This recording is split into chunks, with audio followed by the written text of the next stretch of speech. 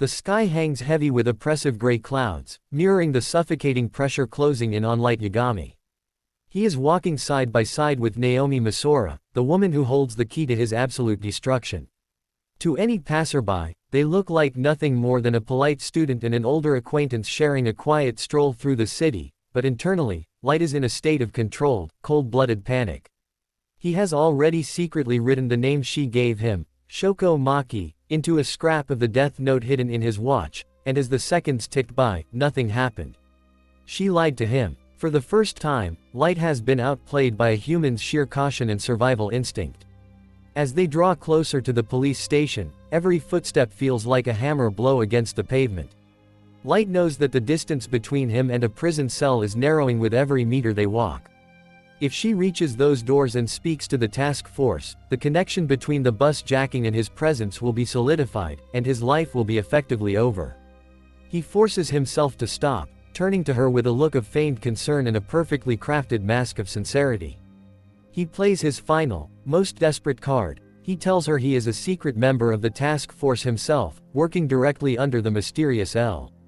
It is a bold, outrageous lie, but his calm demeanor and his status as the chief's son give the fabrication a deadly weight of credibility. He watches her eyes, searching for the exact moment her guard finally drops. He doesn't just ask for her name. He lures her in by offering her a position on the team, telling her that her sharp intellect is exactly what they need to finally catch Kira and avenge her fiancé, Rapin Burr. It is a masterful, cruel manipulation of her grief and her desire for justice. Finally, the wall of her suspicion crumbles under the weight of her need for closure. She reaches into her bag and pulls out her driver's license to prove her identity for the application. The name on the card is Naomi Misora. The atmosphere shifts instantly, though Naomi doesn't feel it yet. Light scribbles the name onto the paper hidden in his palm, adding a specific instruction for her to commit suicide in a way that her body will never be discovered. As the 40 seconds tick down, the facade of the polite, helpful student begins to crack, replaced by the shadow of the god he believes himself to be. He turns to her, a predatory smirk finally breaking through his mask, his eyes glowing with a dark triumph.